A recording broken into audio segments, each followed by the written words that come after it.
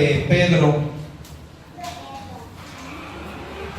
Los niños pueden salir a su clase. Vayan los niños a su clase.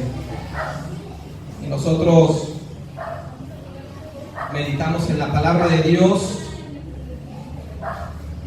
Primera de Pedro, capítulo 2, versículo 9.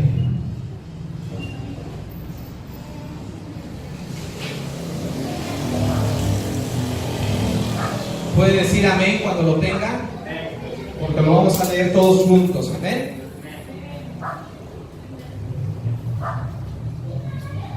Primera de Pedro 2:9. Lo leemos todos juntos. Dice así la palabra de Dios: Mas vosotros sois linaje escogido, real sacerdocio, nación santa, pueblo adquirido por Dios, para que anunciéis las virtudes de aquel que os llamó de las tinieblas a su luz admirable. Amén. Gloria a Dios. ¿Puede ocupar su lugar, hermano, por favor? Muchas gracias. Bueno, les prometí el día domingo que hoy iba a continuar con el mensaje que predicaba el domingo, y el domingo abordábamos este tema sobre las responsabilidades que nosotros tenemos ante el llamado de Dios. Amén. Veíamos que ciertamente el Señor nos da grandes privilegios y nos pone en un lugar de gran estima. Estos adjetivos que nos califican como el pueblo de Dios, bueno, me dicen que el Señor no me hace cualquier persona, que yo no soy cualquier persona, sino que soy alguien completamente especial. De ser un pecador, de ser un condenado, de ser, hermanos, alguien que merece el infierno, el castigo eterno, la sangre de Cristo Jesús nos limpia, la sangre de Cristo Jesús nos renueva, nos transforma y nos hace sus hijos, gloria a Dios. Y no solamente eso, sino que nos hace lo que este versículo describe de una manera especial. Lo decía el domingo y lo quiero recapitular en esta hora. El Señor nos hace un linaje. Y ya en sí la palabra linaje representa algo especial, como que habla de algo especial, de un cierto estatus. Pero dice la Escritura que somos no cualquier linaje, sino que somos un linaje escogido. Un linaje separado de entre los linajes. El Señor ha escogido a cada uno de nosotros para hacernos su linaje. El Señor también nos hace sacerdotes, pero no cualquier sacerdote. Nos hace real sacerdocio. Nos hace reyes y sacerdotes. Somos una nación llamada para el Señor, pero no cualquier nación, sino que somos una nación santa. Somos una nación santa que debe reflejar la gloria de Dios. Y somos un pueblo, pero no un pueblo cualquiera. Somos un pueblo adquirido por Dios. Amén. De modo que todo esto, hermano, nos agrada. A mí me gusta cómo nos describe la palabra de Dios, todo lo que el Señor hace en nosotros. Y es muy hermoso disfrutar de todo lo que el Señor tiene para nosotros. Pero ese llamado que el Señor nos hace, esa elección que el Señor, hermano, ha hecho con cada uno de nosotros, conlleva una responsabilidad, conlleva un compromiso. No nada más es para presumir y para decir, ay, es que yo soy un linaje escogido, yo soy real sacerdocio, soy parte de una nación santa, soy parte de un pueblo especial, de un pueblo adquirido por Dios. Sí, qué bueno, y eso es digno de aplaudirse y digno de reconocerse y digno de exaltar y alabar al Señor por lo que Él hace. Pero eso conlleva un compromiso y una responsabilidad, que así como el Señor dio su vida por nosotros, se sacrificó en la cruz del Calvario por nosotros para adoptarnos como sus hijos y hacer todo esto en nuestra vida, espera de nosotros como sus hijos una respuesta, un compromiso, responder a una responsabilidad. Y analizábamos algunos aspectos de este versículo. Me pareció propio seleccionar el día domingo y ahondar un poco sobre lo que era el real sacerdocio. meditábamos sobre todo que como sacerdotes que somos, hay dos funciones principales que el Señor quiere que nosotros desempeñemos como sacerdocio elegido por Dios. En primer lugar, recordamos que solamente el sumo sacerdote era el que tenía acceso a la presencia de Dios. ¿Lo recuerdan? Que meditábamos en ello. Solamente el sumo sacerdote tenía acceso a la presencia de Dios una vez al año. Pero la palabra de Dios, hermanos, nos enseña y nos dice que cuando Cristo Jesús murió en la cruz del Calvario, el velo que dividía el lugar santo del lugar santísimo había sido roto, había sido quebrado, representando en esto que nosotros teníamos entrada directa ante la presencia de Dios. Y que nosotros podemos estar entrando continuamente ante la presencia del Señor. Aleluya. ¿Y cómo fue esto, hermanos? Porque ¿quién puede acercarse a Dios siendo pecador? ¿Quién puede, hermano, disfrutar de la gloria de Dios siendo pecador? Nadie puede hacerlo así. Pero ¿cómo es que nosotros podemos entrar ante el trono de la gracia, como lo define Hebreos 4? ¿Cómo es que confiadamente, cómo es que podemos tener la confianza de entrar ante la presencia de Dios por medio de la sangre de Jesucristo? Que dice su palabra que nos limpia de todo pecado, y como Cristo ahora vive en nosotros, hermanos, y con su sangre hemos sido lavados, hemos sido limpiados, entonces hemos sido reconciliados con el Señor y podemos tener acceso ante la presencia de Dios. ¿Por qué no le da un aplauso a Cristo Jesús por este gran beneficio que Él ha hecho en nosotros? Podemos disfrutar de la presencia de Dios. Y también como sacerdotes tenemos la tarea y la encomienda de enseñar la palabra, de instruir a la gente en la palabra, en el camino del Señor. También meditamos, en segundo lugar, hermanos, el apóstol Pablo dice en 1 Corintios 5:20 que nosotros somos embajadores. Amén. Que somos embajadores. Y meditábamos, hermano, en lo que significa ser un embajador, porque tenemos una idea muy general, muy vaga, muy superficial de lo que es ser embajador. ¿Y cuál es la idea general, superficial que tenemos? Ser representante.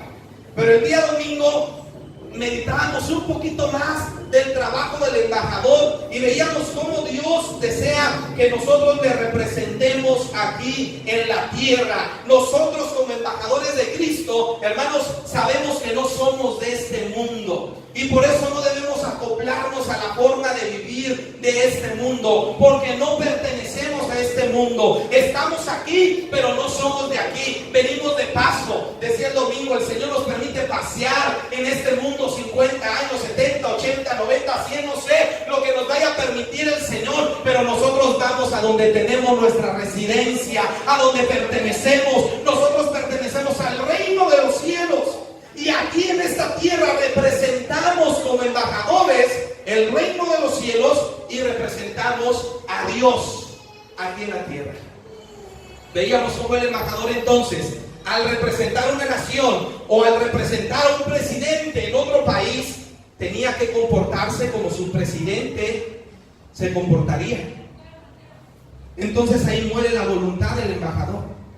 Entonces ahí el embajador ya no puede vivir como él quiere vivir, como él desea vivir. No es libre de vivir como él quiere, porque está representando algo, está representando a alguien. Es lo que sucede con nosotros. Somos embajadores. Y por eso, hermanos, renunciamos a nuestra voluntad. Renunciamos a nuestra vieja manera de vivir. Y entonces representamos el reino de los cielos. Amén. Y bueno, quedó un punto pendiente, punto que hoy quiero continuar y así cerrar con este tema. Acompáñenme a leer Marcos capítulo 10. Y no deje de glorificar el nombre del Señor, hermano, porque a eso ha venido a alabarle, ha venido a glorificarle. Marcos capítulo 10, versículos 43 y 44, desde el 42. Dice la palabra de Dios: mas Jesús, llamándolos, les dijo: ¿sabéis que los que son tenidos por gobernantes de las naciones se enseñorean de ellas, y sus grandes ejercen sobre ellas potestad. Pero no será así entre vosotros, sino que el que quiera hacerse grande entre vosotros, ¿será qué? Será vuestro servidor. Y el que de vosotros quiera ser el primero, será siervo de todos. Y dice el 45, porque el Hijo del Hombre no vino para ser servido, sino para servir y para dar su vida en rescate por muchos. El Hijo del Hombre, que es Jesús, que es Dios, siendo Dios, dice Pablo a los filipenses, no se aferró a quedarse en forma de Dios, sino que se despojó. Se hizo hombre semejante a nosotros, tomando nuestra condición. Y no solamente eso, sino que tomó una condición de siervo. Vino a servir. Y precisamente en este contexto, el Señor les da esa enseñanza a sus discípulos. Está la última cena, hermanos, antes de que Jesús fuera traicionado, fuera entregado. Y el Señor les está enseñando un principio fundamental para que pudieran verdaderamente reflejar el corazón y el carácter de Jesús. Ya Jesús se había dado cuenta que entre sus discípulos había intereses de poder. Que entre sus discípulos, hermano, ya ellos empezaban a ver y a pelear quién era el mayor, quién se iba a quedar a cargo, quién iba a representarlos, quién iba a ser el líder, quién iba a ser la cabeza. Hasta la madre de dos discípulos tuvo que interceder por ellos ante Jesús. Y Jesús les dijo, bueno, es que no me corresponde a mí que ellos sean la cabeza, que ellos sean líderes después de mí, que se queden al frente. Ya había intereses de liderazgo, de poder en el círculo interno de los 12. Y Jesús vio que esto era un problema. Pero aquí, entonces Jesús les dice, oigan, pero siendo yo Dios, vean cómo he venido a servirles. Y entonces Jesús se amarró una toalla y comenzó a lavar los pies de sus discípulos. Y eso representaba, hermano, la actitud de un siervo. Porque un siervo en aquel tiempo, en aquel entonces, hermano, cuando llegaba su señor de la calle, cuando llegaba su señor, hermano, de haber estado en la calle mucho tiempo, bueno, regularmente se usaban guaraches y las calles no estaban pavimentadas, era polvo por donde transitaban, hermano, regularmente en algunos lugares caminos de piedra, pero generalmente polvo. Los dueños de las casas, los jefes, llegaban a las casas y llegaban con los pies sucios. Y además, hermano, el siervo tenía que recibirlo y lo primero que tenía que hacer era lavarle los pies, porque aparte de limpiárselos, lo refrescaba con lavarle los pies. Lo refrescaba. Y esa actitud de Jesús al estarles lavando los pies a sus discípulos, Jesús les estaba enseñando con el ejemplo que tenían que servir a los demás, que habían sido llamados a servir, no a ejercer autoridad, no a ejercer un liderazgo. Ese no era el interés de Jesús, sino que el interés era enseñarnos que Él nos ha llamado a servir. Y una de las responsabilidades ante el llamado que el Señor nos ha hecho a nosotros es servirle al Señor. Es servir en su obra. Sí, ya lo dije hace un momento. Es muy hermoso sabernos elegidos, sabernos renovados, sabernos justificados, sabernos santificados por la sangre de Cristo, sabernos salvados por su gracia. Es muy hermoso. Pero a veces, hermanos, nos quedamos en esa situación, en esa condición, y nos olvidamos que hemos sido llamados a servir al Señor. El día domingo voy a hablar de esto. El día domingo el tema va a ser de mirar al cielo a cumplir la misión. Ese va a ser el tema. De mirar al cielo a cumplir la misión. Porque a veces nos quedamos en que sí, somos salvos, qué padre, qué bueno, ya fui llamado, fui elegido, ya soy salvo. Pero nos falta la otra parte, cumplir la misión. Primera de Pedro, el capítulo que leíamos como base bíblica de este estudio, refleja claramente, hermanos, el propósito por el cual el Señor nos hace linaje escogido, real sacerdocio, nación santa, pueblo adquirido por Dios. Claramente Pedro enseguida nos dice, pero hay un propósito. Y cuando termina de enlistar hermanos, esos beneficios que el Señor hace en nuestra vida, Pedro sigue diciendo, y Pedro continúa, ¿para qué? ¿Y qué le dice ese para qué? ¿El para qué de qué le habla? El para qué nos habla de un propósito, de una razón, de un motivo.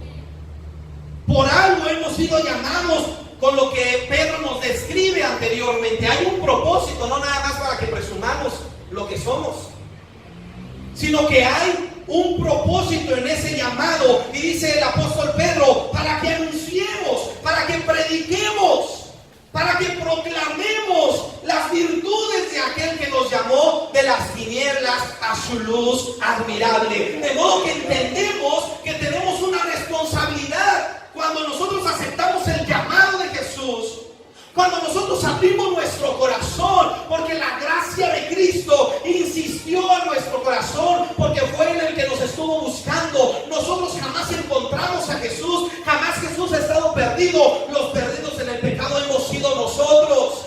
Y su gracia nos alcanzó, su gracia nos encontró hasta allá, hasta la oscuridad, hasta la perdición en donde estábamos en las tinieblas. Y por su gracia, hermanos, fuimos seducidos, como dice Jeremías. Y entonces respondimos como Jeremías, nos dejamos seducir por el amor de Dios y aceptamos el llamado, abrimos nuestro corazón y en algún momento de nuestra vida le dijimos, Señor, yo quiero que seas mi Dios, mi Salvador, te entrego mi vida, te entrego mi voluntad, te voy a servir todos los días de mi vida. En algún momento respondimos así, ¿cierto o no? Así respondimos. Y el Señor quiere que nosotros estemos conscientes que hay una responsabilidad que debemos cumplir cuando Él nos llamó. Que sí nos quiso salvar, porque nos ama, sí, pero al salvarnos nos está dando una responsabilidad y un compromiso. Y esa responsabilidad y compromiso es que debemos servirle al Señor. Somos llamados a servir, aleluya. Al ser salvos, hermanos, recibimos dones para ministrar en la iglesia por medio del Espíritu Santo. Miren lo que dice Efesios. Usted podrá decir, pero bueno, ¿qué don tengo yo? Tal vez a mí Dios no me dio nada, el Señor se olvidó de mí. Bueno, Efesios capítulo 4, versículo 8, dice la palabra de Dios, por lo cual dice, subió a lo alto, llevó cautiva la cautividad, ¿y qué? Y dio dones a los hombres. Dice a algunos, dice a los 12 discípulos, dice a los pastores, dice a los líderes. Pablo le escribe a los efesios y les dice, el Señor repartió dones a todos los hombres. El Señor repartió dones, repartió habilidades con las cuales Él nos capacitó para servirle, para cumplir el compromiso, para cumplir con nuestra misión, para cumplir con nuestro llamado. Él nos ha dado dones, nos ha capacitado para que al ponernos al servicio de su obra, hermanos, nosotros podamos servirle y podamos presentarle fruto. Aleluya.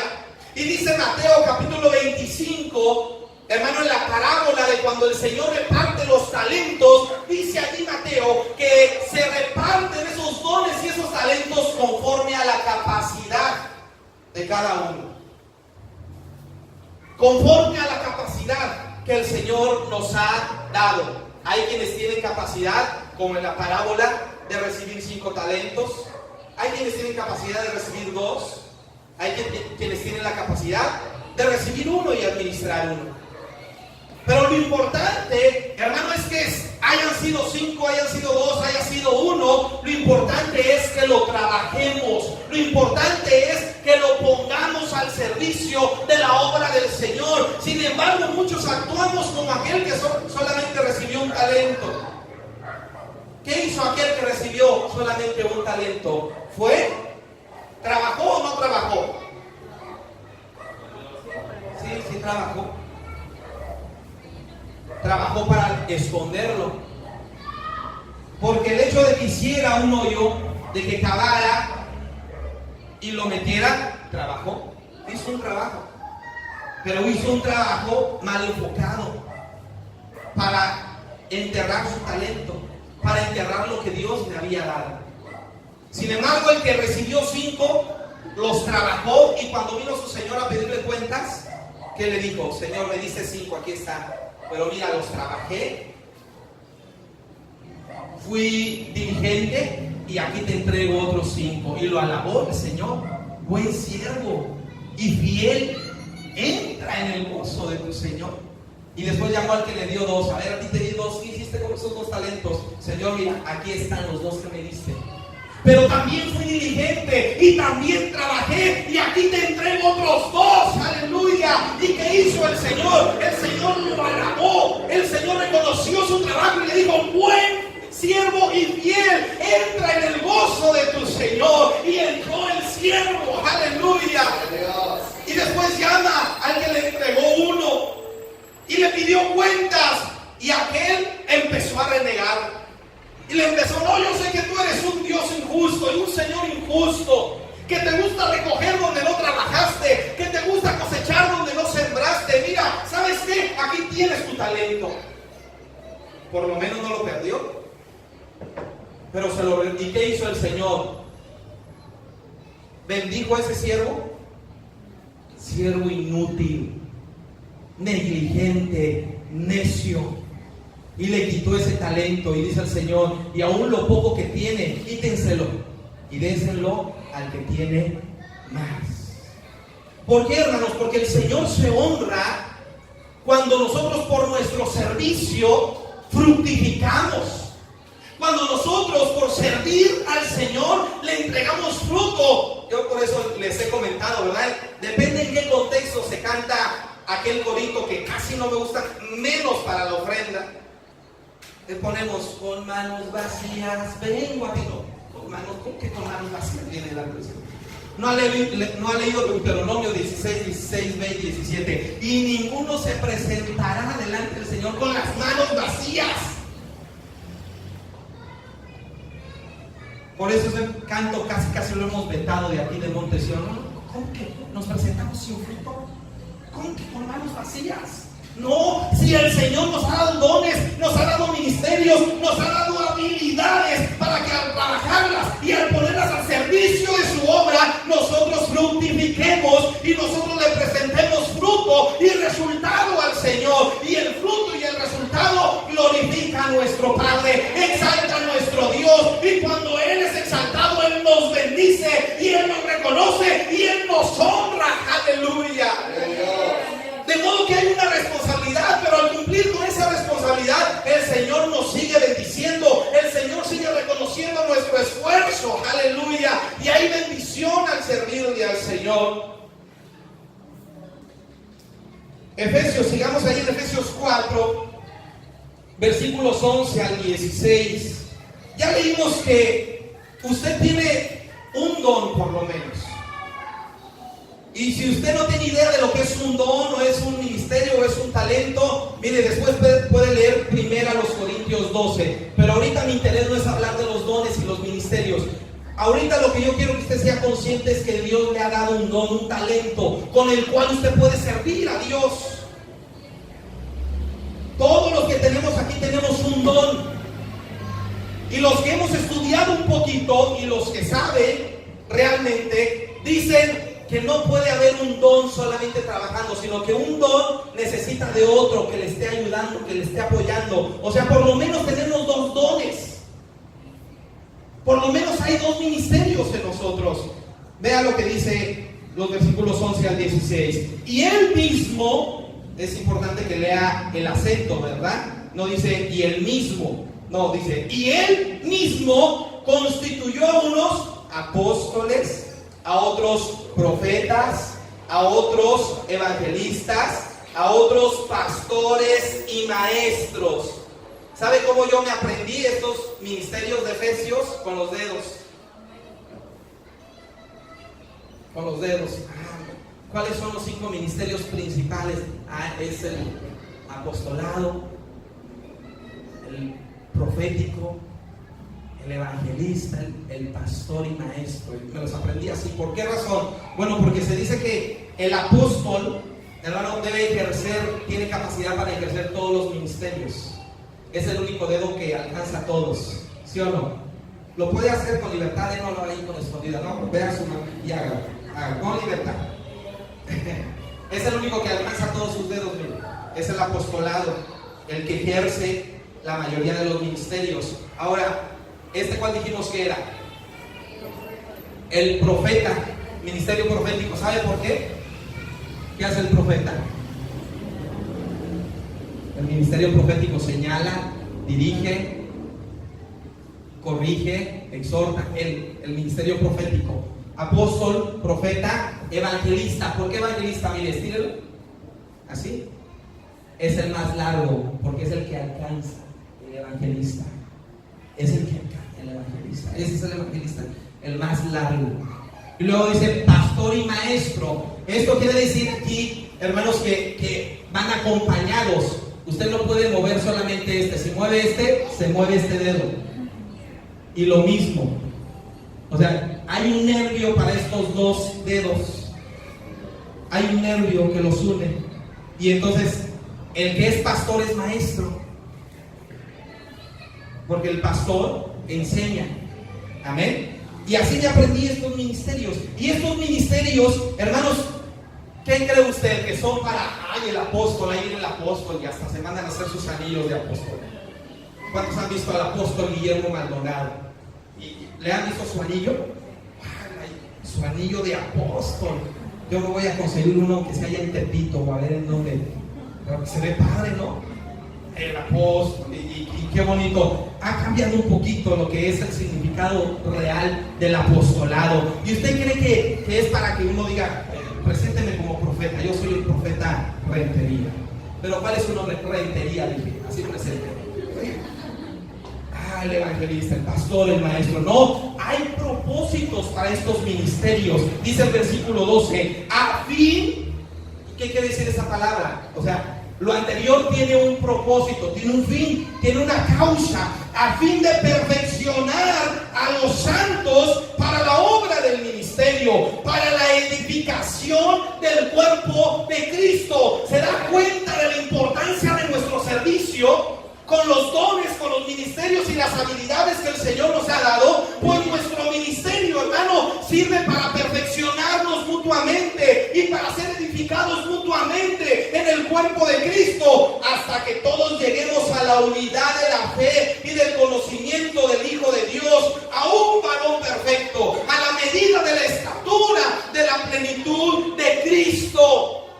Cuando nosotros aprendemos a servir con nuestros ministerios, nos edificamos mutuamente. Porque el apóstol, hermano, que ejerce todos los ministerios, los ejerce para bendecir al pueblo, para bendecir a la iglesia. Está el profeta que nos va diciendo esto sí, esto no, que nos va corrigiendo en lo personal. Están los evangelistas, los que salen, los que alcanzan. Está el pastor, el maestro, los que consolidan, los que enseñan, los que cuidan.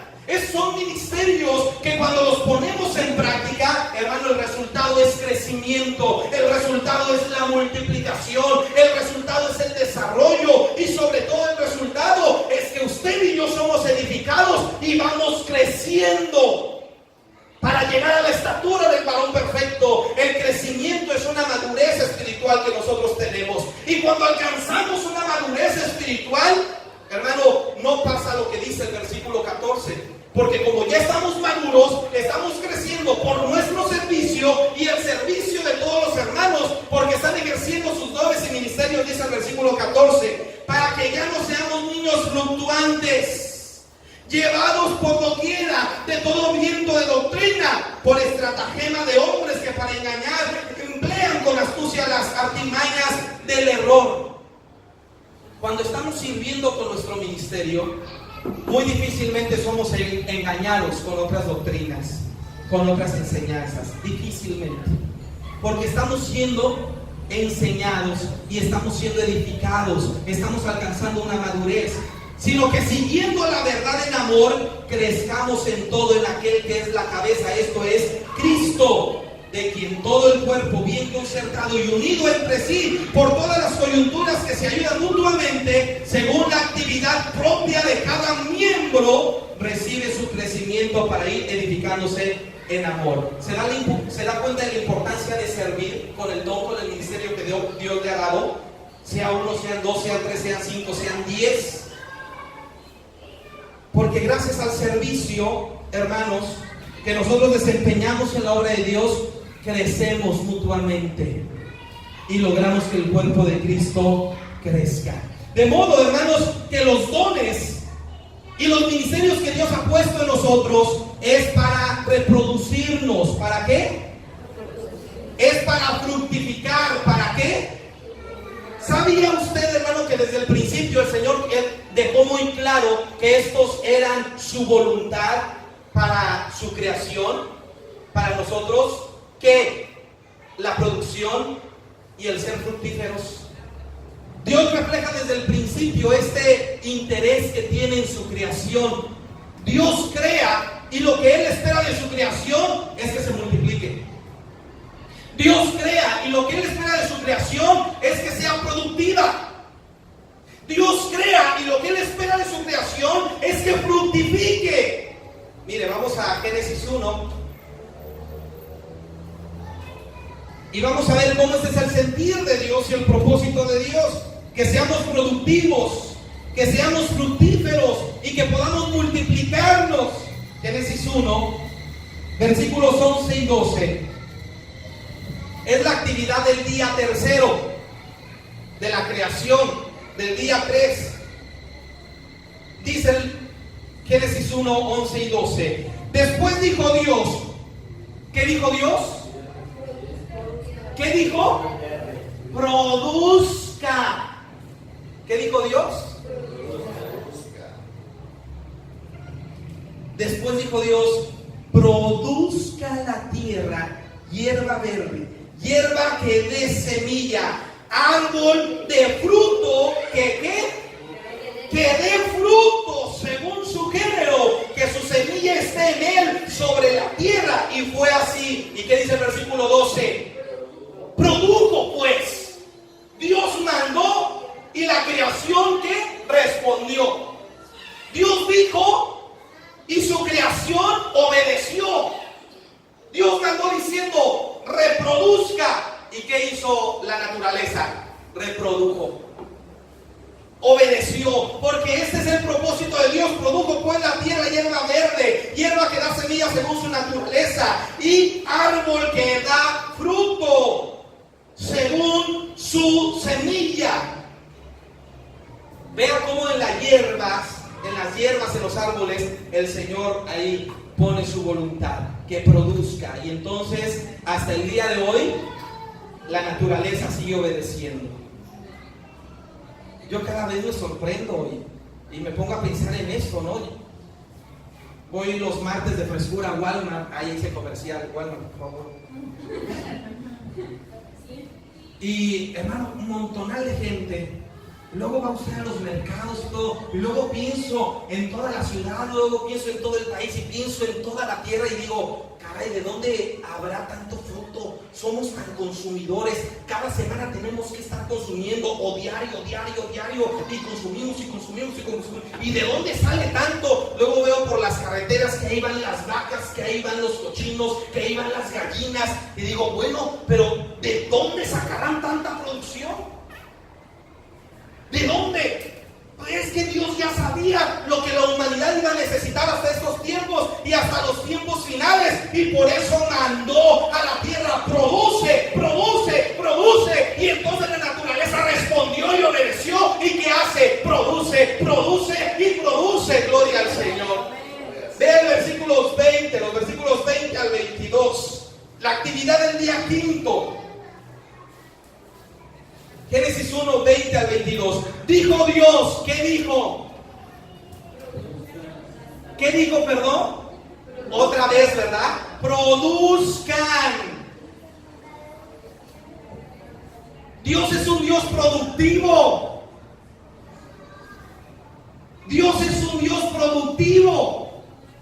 Dios le dijo a las aguas: produzcan seres vivientes y aves que vuelen sobre la tierra en la abierta expansión de los cielos. Y creó Dios los grandes monstruos marinos y todo ser viviente que se mueve, que las aguas produjeron según su género, y toda ave alada según su especie. Y vio Dios que era bueno.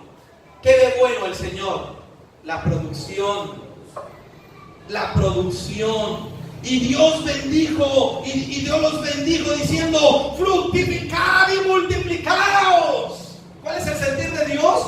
Fructificad y multiplicaos. Aleluya. En la actividad del día 5, hermanos, el Señor manda a los animales marinos y a las aves que produzcan, que produzcan, que produzcan. Gloria al Señor. Qué bueno que siempre hay camarones. Gloria al Señor. Qué bueno que siempre hay mojarritas, pescaditos. Gloria a Dios. Qué bueno que siempre hay pollito, aunque sea del pollo feliz. Que siempre hay, siempre hay, siempre hay. Porque su naturaleza, su creación está respondiendo y obedeciendo a lo que el Señor manda. Y luego el versículo 24. Ya en el día 6, dice: produzca. ¿Qué dijo el Señor? Produzca la tierra seres vivientes según su género, bestias y serpientes y animales de la tierra según su especie. ¿Y cómo fue? Y fue así, dice la Escritura. O sea, hubo producción. Luego los versículos 27 y 28. Y creó Dios al hombre a su imagen. A imagen de Dios los creó. Varón y hembra los creó. Y los bendijo Dios y les dijo: fructificad y multiplicaos. Llenad la tierra. ¿Se da cuenta cómo Dios desde el principio en su creación nos deja ver claramente cuál es su sentir, cuál es su voluntad para su creación? El sentir y la voluntad de Dios para lo que Él ha creado es la producción. Es que su creación sea productiva, sea fructífera, que haya crecimiento, que haya multiplicación. ¿Y cómo va a haber crecimiento y multiplicación en nosotros, en la obra de Dios? Sirviendo en la obra del Señor. Sirviendo en la obra del Señor. Ya el domingo les decía, el día 29 de septiembre vamos a tener nuestro tiempo de reflexión. Y quienes ya estamos dispuestos, atendiendo nuestra responsabilidad, anotando nuestros 2 amigos, nuestros 2 invitados que vamos a traer. El Señor desea que usted sea fructífero, que usted produzca. No lo ha llamado el Señor nada más para que se siente y lo presuma ahí con las huestes angélicas y diga: mira, Él es linaje escogido, lo he hecho real sacerdocio, es parte de una nación santa, de un pueblo que yo mismo adquirí. Y usted ahí sentado nomás esperando que el Señor lo recoja. No, nada más para eso. El Señor le llama y le dice: hey, pero te he hecho todo eso porque quiero que produzcas. Quiero que fructifiques. Y mire, ya para ir cerrando, ya sabe que cuando digo para ir cerrando me falta otra media hora. Ya lo sabe, ¿verdad? Jesús habla sobre el pámpano. ¿Se da cuenta por qué no quería tocar el tema el domingo? Lo quería tocar, hermano, bien. Capítulo 15. San Juan, el Evangelio de Juan. Capítulo 15. Y el Señor sigue hablando bajo el mismo tenor sobre su deseo de que nosotros fructifiquemos, de que haya fruto en nosotros. Aleluya. Dice el versículo 2 de este capítulo: todo pámpano que en mí, ¿qué dice? No lleva fruto, porque Él es la vid verdadera, Él, y nosotros somos los pámpanos que estamos pegados a la vid. El pámpano es el que depende de la vid lo alimenta. Y dice el Señor: todo pámpano que en mí no lleva fruto, lo quitará. ¿qué hará con aquellos que no fructifican? Con aquellos que no producen. Hermanos, esto hasta se hace en las empresas. O sea, es una actitud normal y muy conocida por nosotros. En nuestro trabajo, en las empresas donde estamos, ya sabemos que el que no produce, así es. Y entonces cuando entramos a una empresa, a un trabajo, sabemos que debemos ser ¿qué? Y más si usted quiere ir ascendiendo, si quiere que le paguen más. Pero si usted está todo el tiempo ahí sentado, viendo cómo los demás va a hartar a su jefe y lo va a correr, lo va a despedir. No te quiero. Y cuando usted quiera conseguir otro trabajo y vaya a su trabajo anterior para que le den una carta de recomendación, ¿qué recomendación le va a dar? Entonces Dios dice, no, el que no lleve fruto, también. Oye, Señor, pero soy pueblo escogido. Señor, pero soy real. ¿Y tu fruto? No, pues, ahorita vamos a ver ese versículo muy bonito y muy fuerte. Versículos 4 y 6. Permaneced en mí y yo en vosotros, como el pámpano no puede llevar fruto por sí mismo si no permanece en la vid, así tampoco vosotros si no permanecéis en mí. Yo soy la vid, vosotros los pámpanos. El que permanece en mí y yo en él, este lleva mucho fruto, porque separados de mí nada podéis hacer. El que en mí no permanece será echado fuera como pámpano y se secará, y los recogen y los echan en el fuego y arden. ¡Wow! ¿Qué quiere ser usted? ¿De qué tipo de pámpano? ¿De qué tipo de pámpano quiere ser usted? Dice el versículo 8. En esto es glorificado mi Padre. ¿En qué? En que llevéis mucho fruto y seáis así mis discípulos. Y seáis así mis discípulos. ¿Qué nos distingue como discípulos de Jesús entonces? El fruto. ¿Y en qué glorificamos a nuestro Padre? ¿En qué? Hermano, pues ahí lo tiene. Se lo acabo de decir.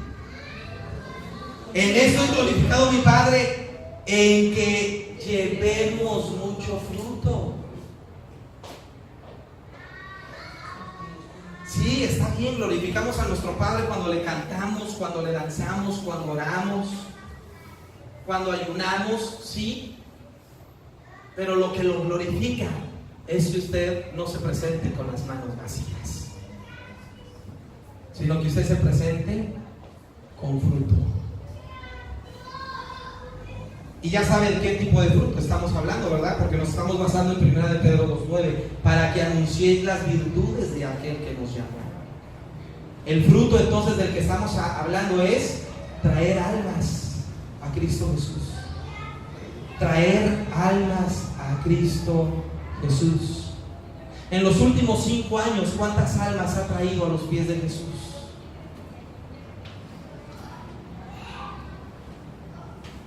En los últimos 2 años, en el último año. Bueno, viene nuestro tiempo de reflexión, nos estamos preparando en nuestro proceso para traerle fruto al Señor. Dice el versículo 16: no me elegisteis vosotros a mí, sino que yo os elegí a vosotros y os he puesto para que vayáis y llevéis fruto, y vuestro fruto permanezca. Para eso nos ha puesto el Señor, para eso nos ha llamado el Señor, para que vayamos y llevemos mucho fruto, y entonces en eso sea glorificado nuestro Padre. Mateo capítulo 7, versículos 21 al 23. Dice: no todo el que me dice Señor, Señor, entrará en el reino de los cielos, sino el que hace la voluntad de mi Padre que está en los cielos. Ya conocimos cuál es la voluntad de nuestro Padre. ¿Cuál es la voluntad de nuestro Padre? Que fructifiquemos, que produzcamos, que llevemos mucho fruto. Mateo 7, 21 al 23. Y así dice el versículo 21. No todo el que diga Señor, Señor, será salvo. O sea, no todo el que venga a la iglesia las otras iglesias que he estado, y es fuerte. Y he dicho, muchos de los que vienen a la iglesia se van a ir al infierno. Así va a ser la realidad. Si no, pregúnteselo a la Biblia, porque la Biblia habla de los que se quedan en el rapto. Y los que se quedan a sufrir en el rapto son los que iban a la iglesia y se creían elegidos y escogidos y salvos, pero fueron sorprendidos y se quedaron. Por eso dice la Escritura, no todo el que me diga Señor, Señor, no todo el que me alaba, no todo el que me reconoce va a ser salvo. No nada más por decir que eres cristiano, que vas a una iglesia, que estudias la Biblia, eso no te va a hacer salvo. Sino que dice aquí, sino el que hace la voluntad de mi Padre. ¿Y cuál es la voluntad de Dios, hermano? Que seamos fructíferos. Que seamos fructíferos. Porque vea el versículo 22, dice, muchos me dirán en aquel día como para defenderse. Muchos me dirán, Señor, Señor, ¿no profetizamos en tu nombre? Y en tu nombre echamos fuera demonios. Y en tu nombre hicimos muchos milagros.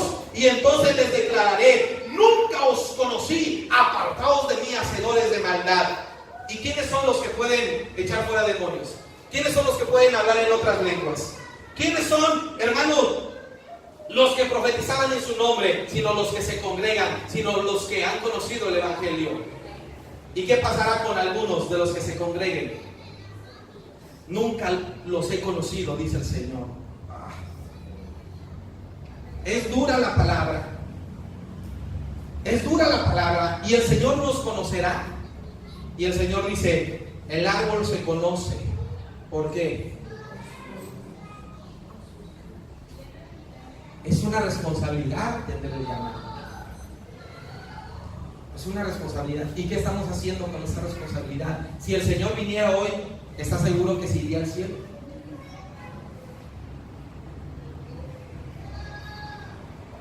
¿Estás seguro? Pues una manera de asegurar es ser fructíferos. No es que le va a asegurar que seas salvo, no es que ya con eso, no es que la salvación tiene que ver con muchos aspectos. Y uno de ellos es que seamos fructíferos delante del Señor. Amén. El día domingo hice la invitación y les dije, hermanos, todos por favor, vamos a anotar a nuestros dos invitados. A nuestros dos invitados, vamos a anotarlos. Solamente algunos atendimos la invitación y lo entiendo porque no todos queremos responsabilidades con el Señor.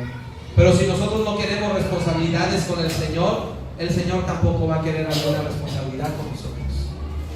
Y no está obligado a bendecirnos y ayudarnos. Es duro, pero es hermoso cuando vemos que servimos al Señor y nuestro servicio presenta fruto. Hermanos, es hermoso escuchar la voz de Dios que nos dice, buen siervo y fiel. Buen siervo y fiel. El Señor nos quiere hacer este tipo de siervos. Así que, hermanos, vamos a terminar nuestro año. Ya faltan escasos 4 meses. ¿Cuánto fruto le ha presentado al Señor? Bueno, antes de que se vaya, nuestra hermana Carmen, levante su mano, hermana Carmen. Ahí está. Deje el nombre de sus 2 amigos, de sus 2 invitados, para que usted los traiga el día 29 de septiembre. Y entonces logremos presentarle fruto antes de que termine el año. Logremos presentarle fruto al Señor. Amén. Los que quieran hacerlo, pónganse de pie y pasen aquí al frente. Vamos a orar juntos. Y vamos a decirle, Señor, no es fácil esto, no es fácil atender tu llamado, pero no solamente quiero disfrutar.